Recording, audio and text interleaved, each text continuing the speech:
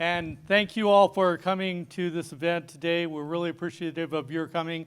This is going to be a great opportunity. We're going to be listening to Tracy Minish speaking about a vision for space. And so I'm Daniel Winton. I'm the president of the Aerospace Totally Adaptable Group.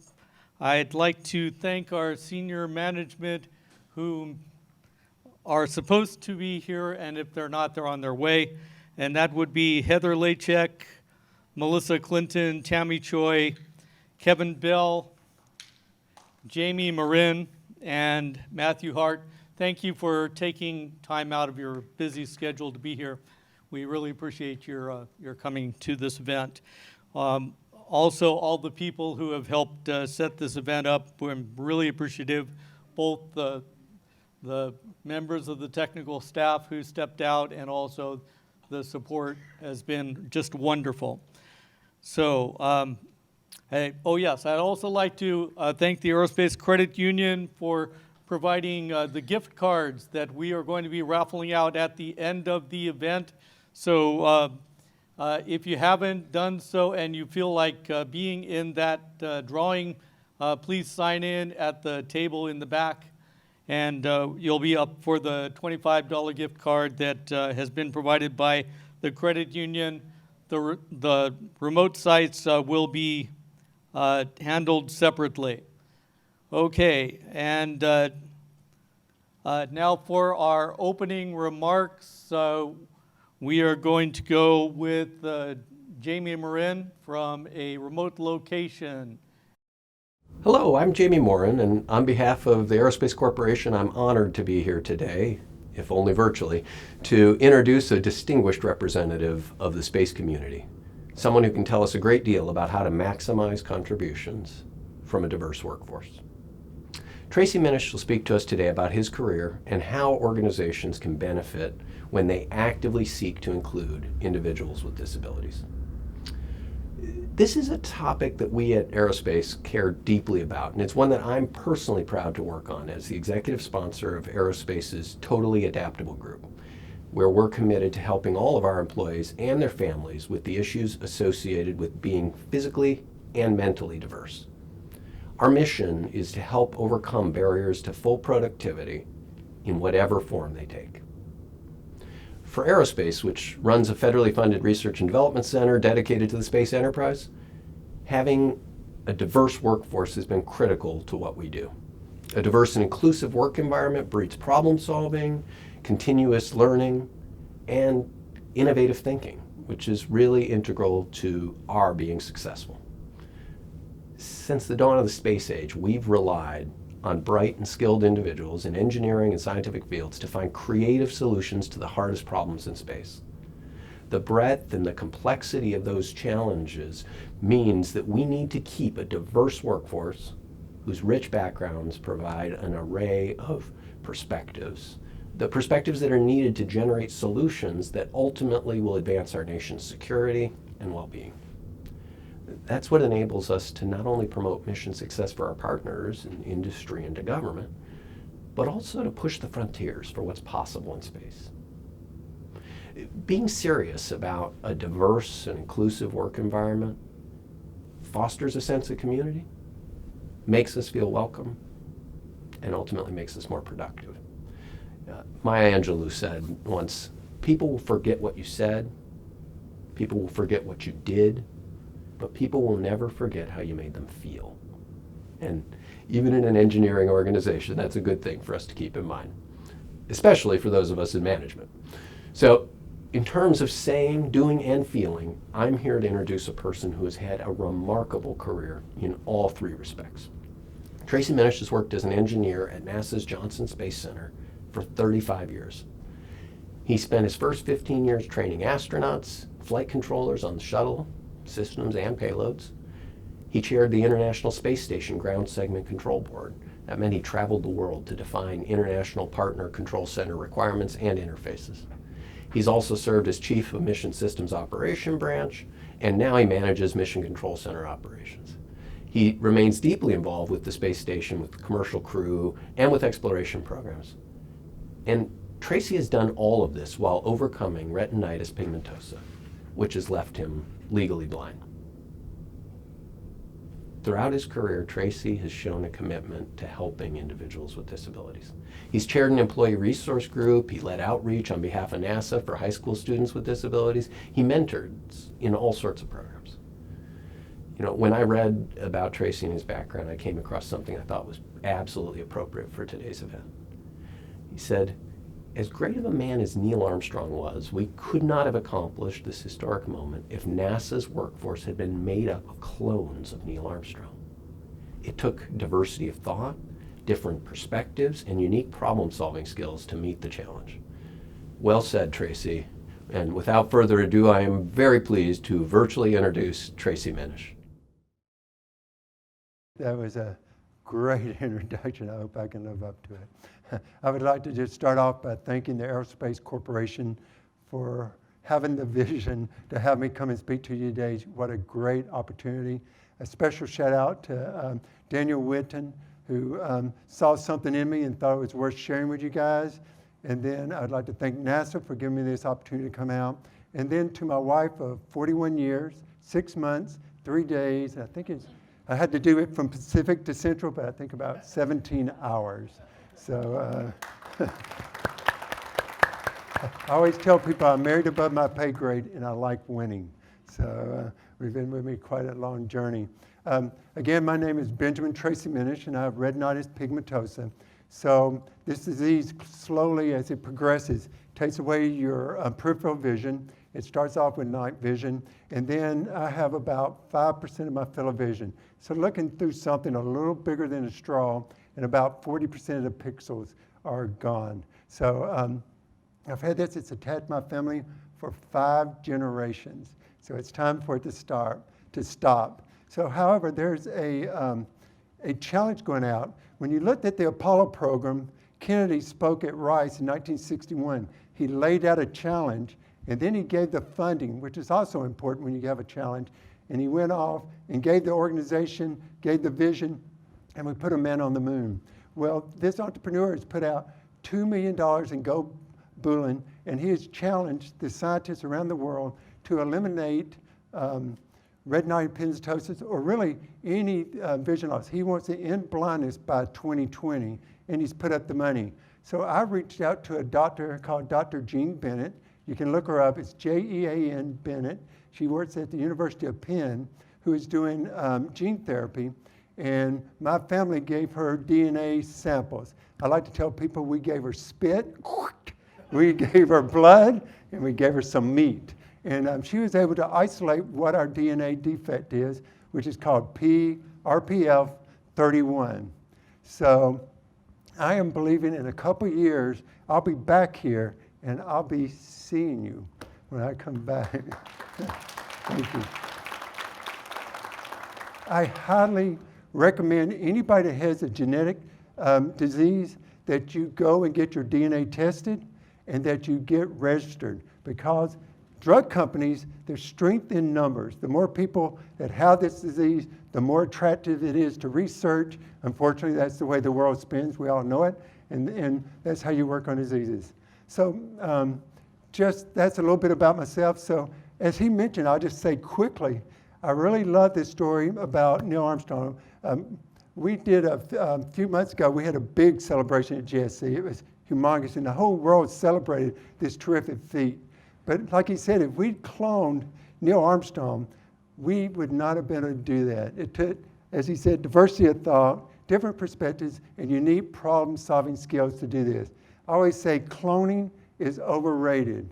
Diversity and inclusion is underrated. And as Bob Dylan said once, I'll try this real quick, I'll sing it like him. The times they are changing.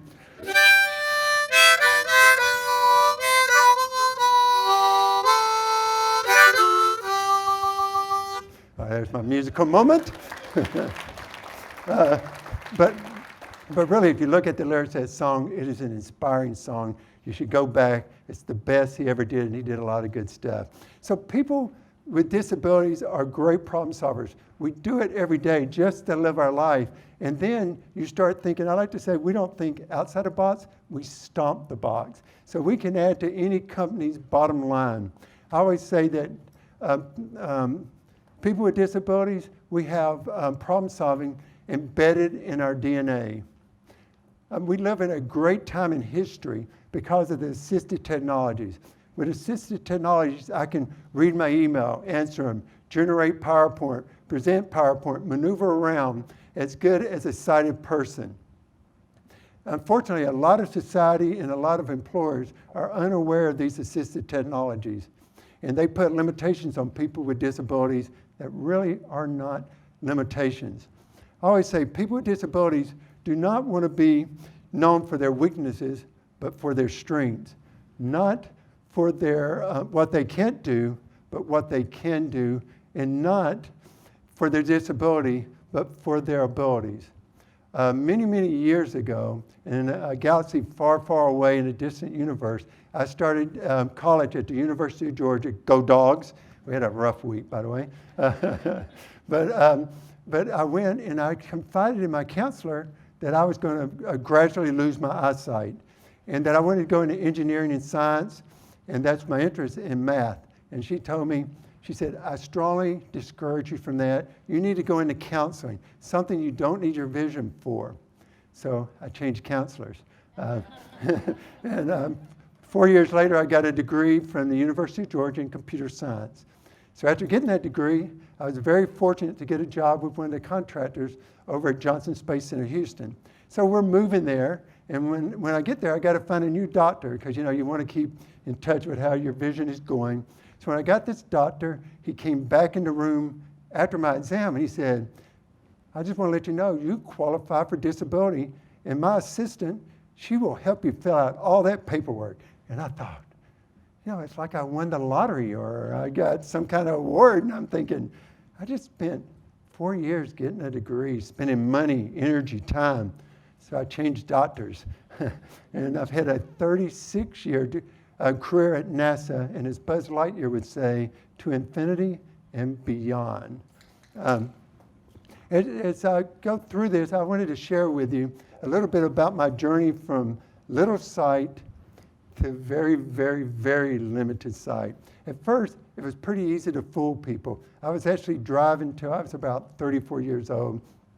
I could still memorize the eye chart. I could do all these cheats and pass, but I thought it was too dangerous. So I gave up driving at 34, but for a while I could fool people. And I went to great extremes. An example is I used to present at the shuttle flight readiness review. On the day before that meeting, I would fast starting at midnight. So I would eat nothing, drink nothing, just like I was going in for a blood test, because I didn't want to have to get up in front of a room of 40 managers that is dimly lit and stumble my way out of the meeting to take a bathroom break. So on top of that, I would get there 20 minutes early. If you get there 15 minutes early, there may be a few people. 20 minutes early, I found the sweet spot. So I wanted to be able to get from my seat to the podium and back with ease, so I would not have to have assistance or do any stumbling.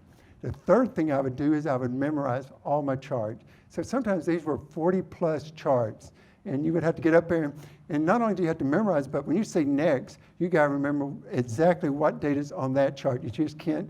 It's a lot of work doing that, but I thought it was important, and I wanted to do that because I didn't want to ask for help. And then the fourth thing I would do is I would pretend to be reading things or scribbling down notes until I heard everybody laugh, and then I would walk out of the meeting. So what I realized is I was stealing time from my family. I did not want to produce less work. I didn't want it to be a less quality, so I was doing whatever it took to do it. But after self-inspection, I just thought, that's really stupid. So there's so many technologies out there, and so I kind of went through my brain, why would I not ask for help? I think the number one thing is, it's hard to ask for help. It's humbling. But once I did it, once I got assisted technologies, I could work faster. I could do the same quality of work, and it helped my life at work. I think my employer, my division chief liked it, and also it was good for my family. So that was not a worry at all. As I said, the technologies have leveled the playing field. I use readers, magnifiers, all type of things that help me do what you do in the same way, really.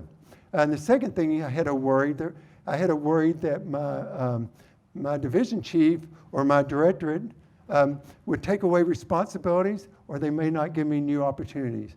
This was totally untrue. So after I told them about my eyesight and all, I went to my division chief, and at the time I was the branch chief over shuttle and space station flight software and reconfiguration. And I'd been doing that for 5 years, and I said, if there's some other job out there and there's an opportunity, I'd like to look about doing something different within the division. So he comes back in a few weeks and he says, I have an opportunity. I need someone to run the ground segment control board chair that works with all the international partners. Because you may not know it, but all the international partners send their data through the Mission Control Center, and then we send it out from there to get to the station. So he said, I think you're a good fit, but I don't know if you can handle the travel. What I loved about this, and what every manager do, he did not look at me and say, oh, Tracy can't do this travel. I'm not even going to talk to him about it. He came and talked to me. We spoke about it. I went home and talked to my wife. We prayed about it. I came back the next day and said, I believe I can do that job. So that is the way the world should spin. I ended up going to Moscow many, many times. I went to Scuba, Japan. I've been to Toulouse, France. I've been to Oberpfaffenhofen in Germany. I just like to say Oberpfaffenhofen, but it's right outside of Munich. I've been to Rome, and it's been a great, I did that job for 5 years, and it was a great experience. So if you have a disability, I recommend that you self-disclose. Tell them, even if you don't need assistive technologies, because it helps your company, bottom line, it helps the government to have accurate record, and it helps other people with disabilities, because when you self-disclose, even if you don't need assistance, it gives more funding and more recognition, and we can see where we need to, what's going on. Kind of like a census when we want to get a full census. So take a leap of faith and do that. So a lot of times, you do these self-inspections when you're living life. And one of the things I believe strongly, that my disability has made me a better person. It's given me a unique sense of humor, as some of y'all can tell. It also has given me a heart for people that are not like me. There's a Bible verse in Corinthians 2, it's chapter 12, verse 7 through 10. And I'll paraphrase it a little bit. But to keep me from becoming conceited, I was given a thorn in my side to torment me. On 3 occasions, I asked to have it removed, but I was told my power works best in your weakness. So now I'm proud to boast of my weaknesses, because when I am weak, then I am strong. So I would not, if I did not have this disability, I would not have this opportunity. It's given me a platform. I also feel that I am a role model, kind of like a movie star in LA, or maybe a sports thing, but I make a lot less money. But people look a lot less, but I love what I do. But the thing I would tell you is, people look at people that are different. They look at people with disabilities. So an employer or a manager may take a risk on somebody because of things I've done. People may be inspired. Students, when I go talk to them, they say, dang, if that dude Tracy can do this, I think I can do this. So in a way, I've been given opportunities I would not have been given if I did not have this disability. So one thing I would tell you to do is, the next time you see somebody with a cane, you see somebody with a wheelchair, think about their strengths. I think that is very important. So I'd like to go through 3 myths really quick, because I may be running out of time, so I'll speed talk. There's 3 myths about people with disabilities. The first one is that people with disabilities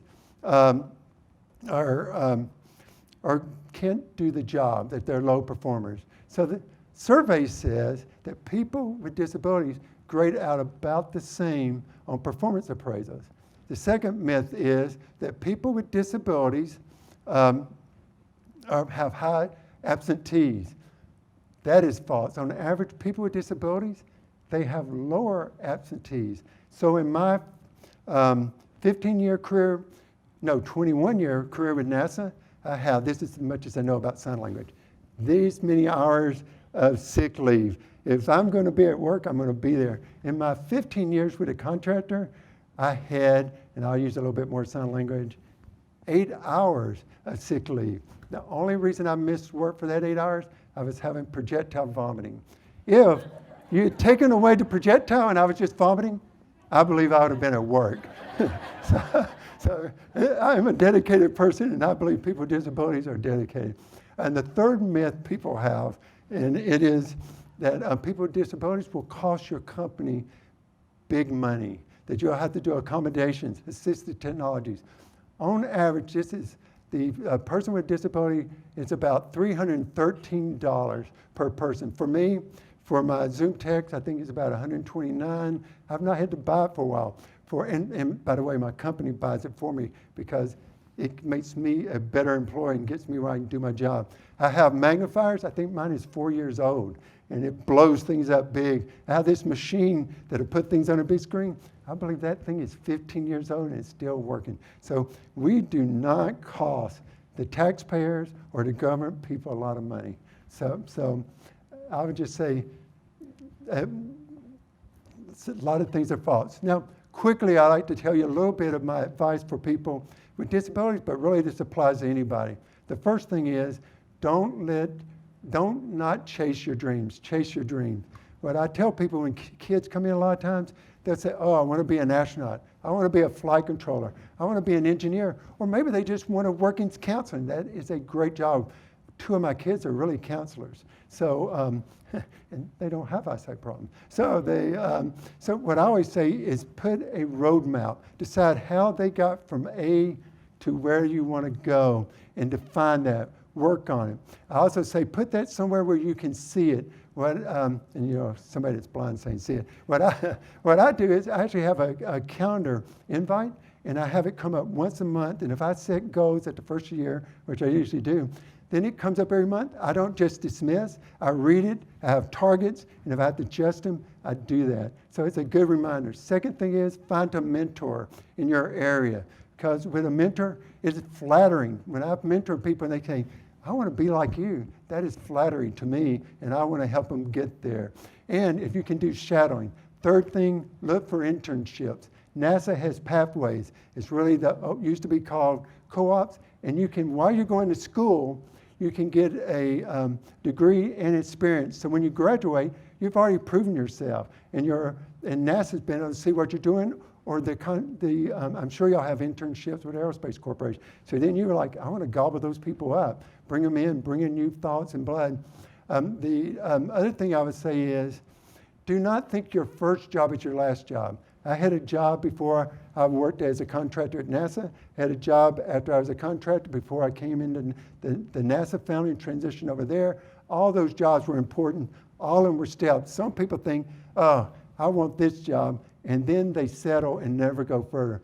Also, some people delay. Get a job. It's been oversaid, but when you have a job, it's a lot easier to get the next, and you learn from every job. You may be learning, I want to get that job over there, but that's still important. So do that. I would like to just tell you a little bit about what NASA is doing with your tax dollars, since NASA allowed me to come here. So I'll start off that we have 6 astronauts up in space traveling around the Earth at 17,500 miles per hour. They see 18 sunsets and 18 sunrises per day. And every 90 minutes they go around the Earth. And this is in a huge laboratory where they're doing research. I'm excited to say tomorrow we will have our first all-female EVA. We'll have 2 spacewalkers going out, taking a battery and doing work outside the space station. And that is pretty exciting to me. The other thing we're doing is we have the James Webb Telescope. It came to JSC for a little while, and I was able to go and tour that and give tours of it. And to me, it is going to rock our world. We'll be back into the very beginnings of the galaxy and see what's happening. They'll rewrite textbooks, launch in 2021. In addition to that, currently we are launching our astronauts, most of you know it in this room, but some may not, on Soyuz rockets launched from Russian soil. So in a few months, Boeing and SpaceX, as part of our commercial partnership with NASA, will start launching our astronauts from American-made rockets that are launched from American soil. So I can tell you, we are pumped. We're getting there, and it's going to happen very soon. And then we can just kind of say goodbye on the source, which has been a great vehicle for us, by the way, and a great partnership with us. And then the last thing I'd also like to tell you, we're sending probes and robots out throughout the solar system and beyond, sending back data. And then not lastly, but very important to us, we're going to get out of low Earth orbit, which I've been dying to do for a long time myself. And what we're going to do is have the Artemis, the twin sister of Apollo, and we're going to have the first female boots land on the moon in 2024. And being from Texas, I like to say those are cowgirl boots that they'll be wearing at the time. So, excuse me, Tracy. We've got about 5 minutes left before we start the Q&A portion.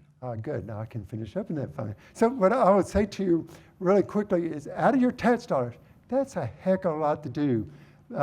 But out of every tax dollar, so I brought 100 pennies. So out of your tax dollars, I'll just throw a little money around here. You know, it's amazing how much 100 pennies is. I still have not gotten to the last penny. And you say, dang it, I got to find one of them. For a blind person, that's going to be hard. But out of every tax penny, I actually was going to hide one in my mouth and pull it out at the end, but my wife is afraid I'd swallow it. So, thank you. But out of every tax dollar, NASA uses less than 1 penny of your tax dollars. So we're a good investment for the nation. We're a good investment for the world. So kind of wrapping this up, a lot of times society in general and family members, parents, teachers, counselors, doctors, we will look at people with disabilities and we will have them lower their eyes. We'll tell them, you know, you can't do this. Don't reach out here. You know, kind of limit them. I really believe every person has the right to dream. It is the American way. And too often we have things like NASA has a program called Schedule A hiring, where we can hire a person if they qualify for a disability without posting a job. But if we don't have the next generation ready, then it is really false hope. I believe it is our duty, our responsibility to train, to educate and give the tools to the students and people with disabilities so when the call or opportunity knocks, they're ready for that call. So I'd like to, and a lot of people would say, how can we do all this? You see where, how can we do all this? In Houston, my son works with people with disabilities. There are over 50 students in high school in Houston that are either legally blind or blind. And we'll say, so when I go talk to schools, I'll take this potato and straw and I talk about physics, force equals mass times acceleration. But really, what you can do as an organization, if you get focused, if you come up with a plan and you streamline it and know what you're doing, that's one part. The second part you have to do is actually take action. So you do both those things. Didn't quite go through, so I'll try it on this side. So there it went through. But if we do that, if you take action, you come up with a plan, you can burst through barriers that you never thought were possible. I had an aunt, and she, whenever we said we loved her, she would always answer, love you more. And I always just love that. I think it would be a great movement in this world we have in today. So I would challenge you, I would challenge myself, all of us, to, in our lives, to serve more, to give more, to live more, and to love more. And as Gene Kranz said on Apollo 13, failure is not an option. Thank you. I think we're going to have a few questions. Thank you very much, Tracy. So we're going to open up for questions from the audience.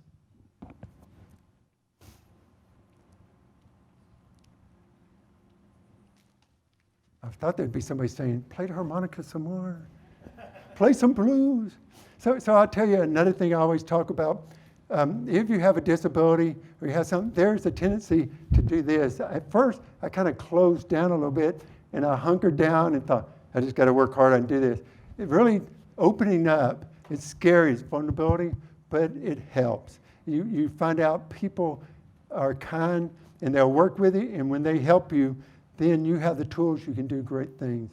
A second thing I'll tell people, I'm just going to talk for a second if we don't get a question, is get out and try different things. I want to have a full, rounded life. I can't watch a lot of TV, or I don't, but I listen to a lot of sports. I went to a World Series game, didn't see a bit of it, but I ate popcorn. I heard the crowd yell, and I was a part of that experience. And then another thing, I think physical activity is very important. Have 31 full marathons. I'm signed up for Houston, and I call people, I'm the dope on the end of the rope.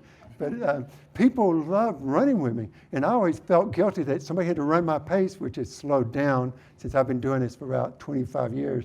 And I just really enjoy the journey sharing it.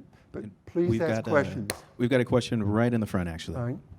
Melissa Clinton, and I'm going to be saying the closing, and I'm not happy about that after that amazing speech you just gave.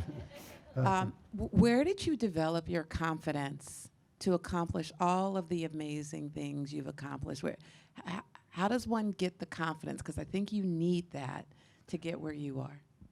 Yeah, we have a motto. One of our foundations for the Flight Operations Directorate is to be tough and competent.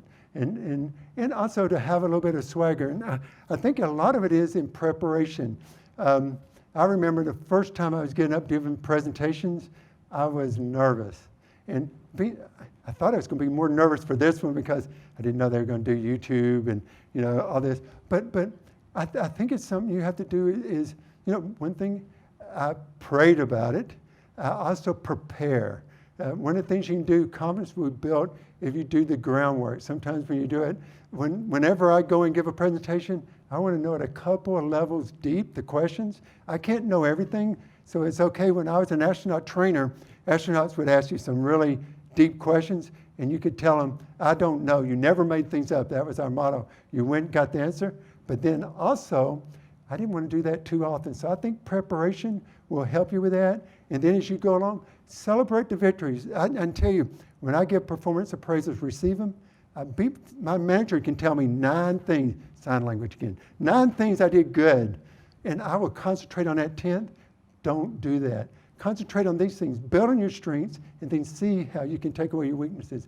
And if you'll do that, I think you'll just get better and better as you go. So it's a little bit of self-improvement and doing homework. I don't know if that's a good answer or not. All right.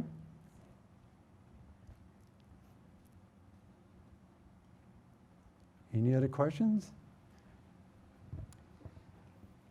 Hey, it has really been a pleasure to be here today. So We've got another question coming up in just a moment. We were talking before and got to meet your lovely wife. And to listen to your comments, you talked about the things each of the individuals can do. But I'm going to ask you to tell us, what can we do with our families to help us? What does your family do for you, and what do you do for your family so that you can springboard with the opportunities that you have? So, and I know this is hard sometimes. We try to sit at our table and eat together. Even my kids that are grown, so I have 3 grown boys. One of them works in robotics at first, now he works on networks. So he's working in the contractor world. I have one that is in ministry, he's in discipleship, and then I have my youngest is actually working, he's a specialist that works with kids with blindness. So I think it's an exchange and a sharing. So we sit down at the table, share food and water together, and we talk a lot. So I think that's important. Communication with your kids are doing that. The other thing is I try to live by example, and my wife, oh my gosh, when I go anywhere, they always say, how's Sherry? And I always say, I'm a person. I said. But the other thing I do is I try to lead by example. We try to have kids. Who's this giving me? Thank you. Oh, thank you.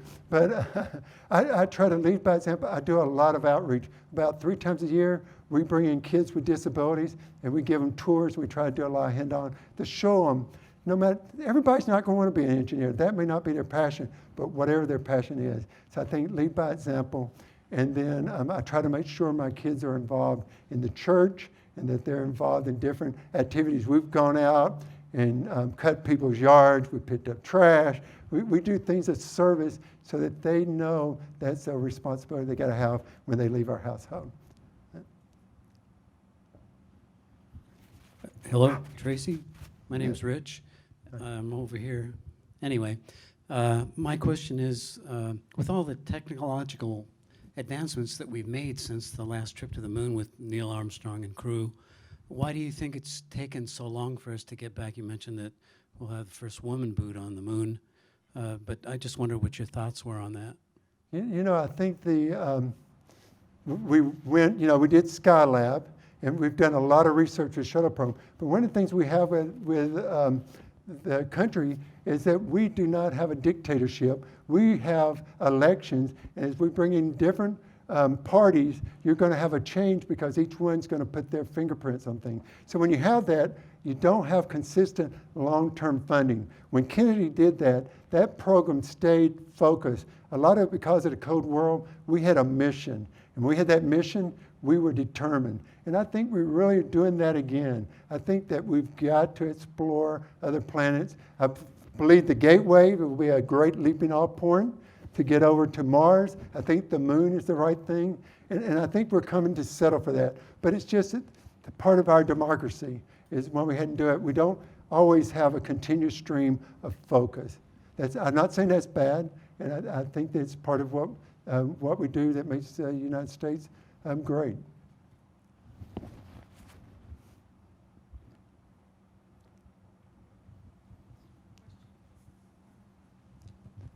Got a question here in the back as well. My name's Gary, and I had a question about whether you were aware or someone else might have told you that there was resistance at some point in management to promote you, and how you might have handled that. I can tell you.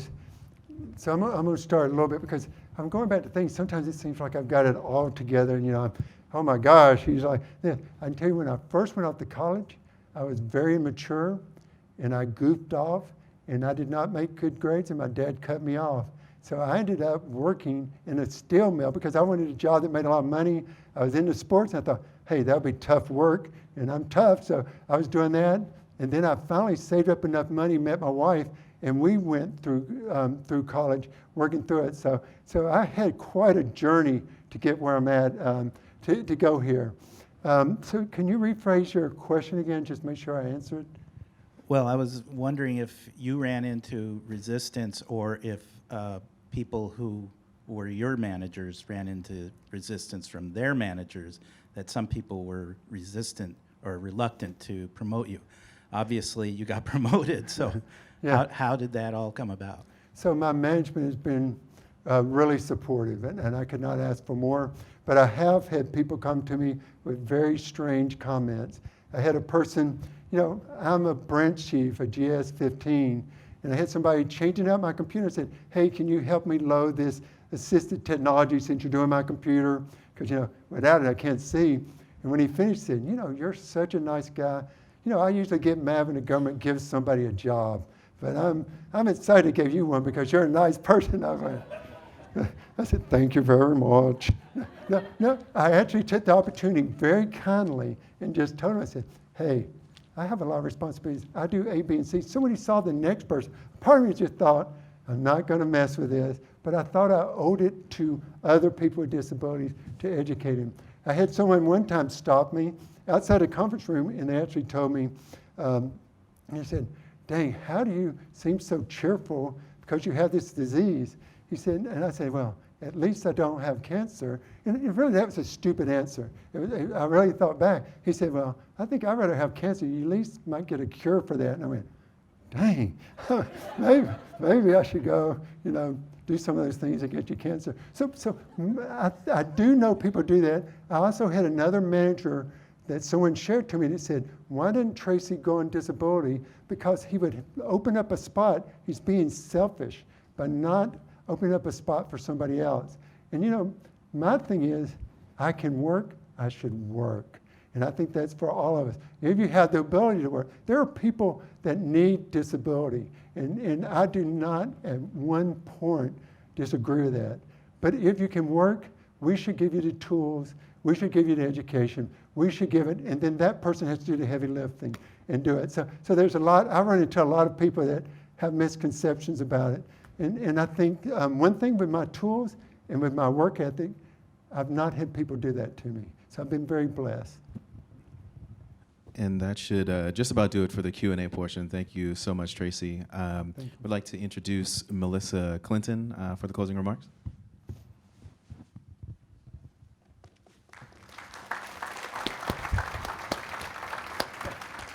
Tracy, we're going to stand off to the side. All right. Oh, we're going to take it. This way. All right.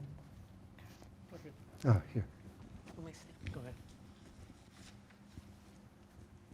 I'm going to shake your hand. Ah, thank you. Thank you. Is this on? Can you hear me? So, you know, I don't know how Jamie got to go first, and I've got to follow that amazing speech. It is so not okay with me. I want to give a heartfelt thanks to Tracy and Sherry, the best of him. I know that. You can tell by the smile on his face and the energy around talking about you. Thank you for representing all that the employee resource groups have to offer. In Jamie's remarks about you, he said that you led the ERG, and many of the leaders and the participants in the ERGs are here. You are reminding us that the best that we have to offer comes in all forms of diversity. And in fact, when you confront the ignorance you spoke of at the end, you're dealing with someone who's able-bodied and disabled at the same time, right? They're disabled by the way they think. In fact, you are quite extraordinary, and I dare any of us, frankly, in this room and possibly in the country to be able to match you in what you've accomplished and what you've inspired us to do. I know that I have never brought props to a speech. I do not know how to do this. I don't know how to make music on a harmonica. I don't have 100 pennies, at least on me. I've not been married 41 years. I have not conquered the things that you have conquered, Tracy, and that you've inspired us to conquer. I have more sick days than you do, I'm sure. And you did your speech with not one note, and you see here that I am trying to read mine. So America is incredible because of all of our people. I love what you said about what we need to learn more how to do is when someone says, I love you, say, I love you more. And as my son teaches me, you follow that up with, I love you most, and then you drop the mic. We really appreciate you. I am the chair of the Aerospace Diversity Action Committee, which is the council for all of our ERGs. You really give us a high note for the end of our fiscal year, and I want us all to be inspired to see if we can find speakers as anointed as Tracy is for the next fiscal year. Thank you again. Thank you for the time. Thank you so much. See, I'm going to bring you up to the, so you don't have to say anything, just come with me. Oh, I'm just going back up? Yep, you're just coming with me. Hi, you told me I didn't have to talk. You don't. So I do. I'm going to share one quick thing I thought was kind of funny. I'm getting wired to come up here and talk, and they're telling me now, you're going to have to toggle this on and off. And my wife says, can you just leave it on? That'd be difficult for him to toggle off. And I'm thinking, I'm speaking about disability and perceptions, and I can't do this and that. So anyway. Tracy, we'd like to thank you for the opportunity to hear your story. It is totally amazing. I'm so happy to have you here. And I am pleased to present you with this plaque. And it has a penny on it, by the way. It has a penny on it, and I'm going to take the penny off so that I can read it. It says, a certificate in appreciation for Tracy Minish for a vision for space, and it's from the Aerospace Totally Adaptable Group and all of the other 7 employee resource groups here at the Aerospace Corporation. Thank you very much for coming. Hey, We're going to hold this photo up just in case opportunity. people have-